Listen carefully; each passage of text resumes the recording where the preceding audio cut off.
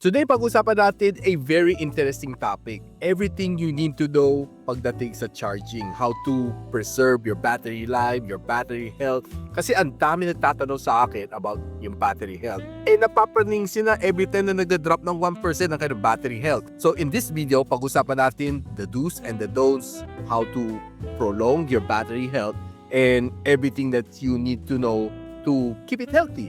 So tara, pag-usapan natin. So alam ko yung battery health has been there for maybe a year na or two. Kasi it used to be one of the features na nakikita mo on the iPhone. Kung battery health niya is 85%, 70%, kung worth it pa rin ba siyang bilhin o hindi. Now, it came into Android din, kaya pati itong mga Android users napapraning, no? Every time na nag-drop ng 1% ka na battery health, nawiwindang sila, no?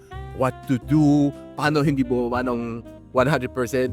There's nothing to worry about if your battery health ay bumaba ng 1%. It means na-reach mo na a certain number of charging cycles to bring it down, no? Yung battery health mo. Okay, mapraning, no? Ako, for me, kahit 70% pa, okay lang naman yun. Basta you have a power bank naman. Pero in the absence of a power bank, gusto mo lang talaga healthy ang iyong battery. What are the things to do to keep it healthy? Now, yung pinakauna is yung pag-charge to 80%. Now, it used to be na parang hassle eh. Dati. Kailangan mo i-monitor yung phone mo kung umabot ba sa 80, kikilain mo. Pero ngayon, on most smartphones, meron silang yung tinatawag na smart charging. Mostly sa mga mid-ranger. Pero sa mga budget phones, madalang ko pa siya makita, no? Yung smart charging na technology na mag-stop siya up to 80%. Hindi na siya mag-charge beyond that. Magka-cut off na siya. Kumbaga magba-bypass na siya after that. Which is a good practice, no? If you keep it to 80%, hindi mo lagi siya pinupuno, yung battery mo is good. Yun ang normal practice to keep it healthy. And kailan ka mag-charge? Ako, personally, I advise, huwag nyo i-drain ang yung battery. Kasi yung mga bagong battery ngayon, like lithium-ion, silicon carbon, iniiwasan natin mag-drain to zero yun. Kasi ang hirap mag-jumpstart and it damages the battery. Unlike ng panahon ng Nokia, yung nickel metal hydride, kailangan mo talaga i-drain yung battery niya down to zero for you charge to keep it healthy. It's the old technology, no? Maraming tao still stuck in the Nokia days. Kailangan mo i-drain up to zero bago ka mag-charge. It is useful before, pero meet na lang siya ngayon. Huwag mo nang ipapractice yung drain to zero, which would definitely harm your battery.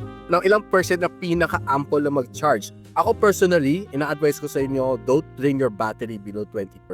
So most of my tests, na ginagawa ko sa mga battery stress test is from 100 down to 20% kung ilan screen on time ang kaya na ibigay sa'yo. Pero, pag if it's 80, iba yun, di ba? Ibang kwento yun, for sure. Baka one or the other, baka mabitin kayo. Lalo na kung naglalaro kayo the games, video conferencing, taking photos, videos, for sure, mas mabilis maubos ang iyong battery. Now, the second best practice na pwede ko ituro sa inyo is yung bypass charging. For me, it's very important yung bypass charging technology, which is quite present naman on most smartphone these days.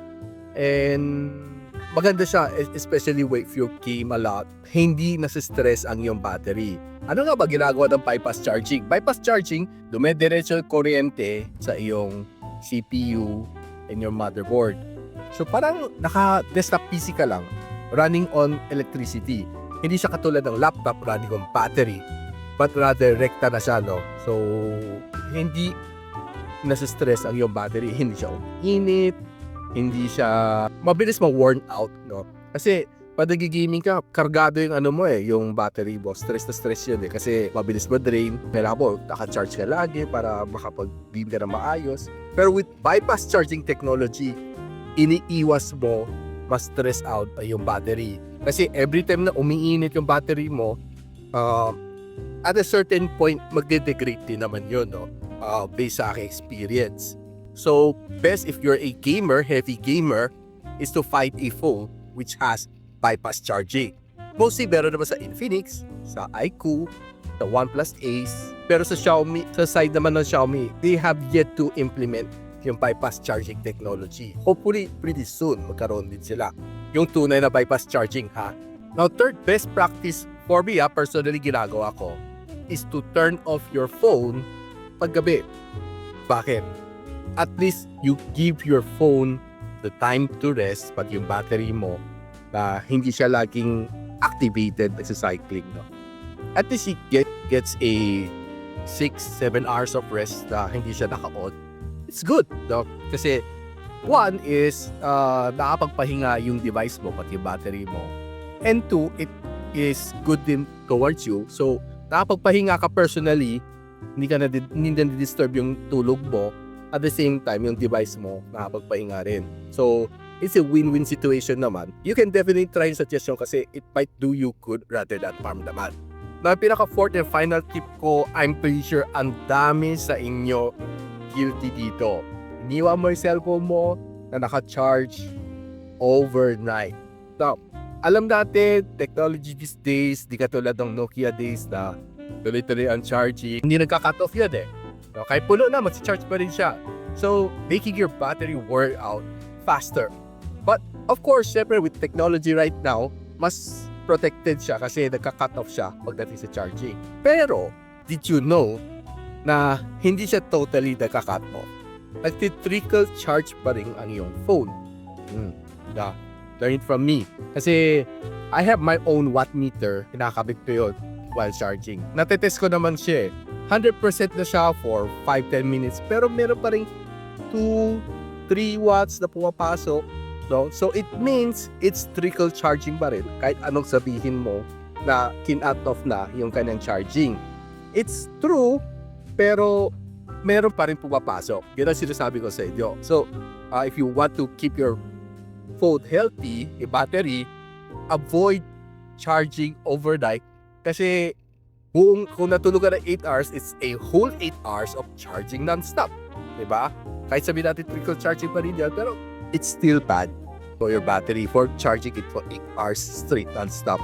Kahit trickle charging pa yan.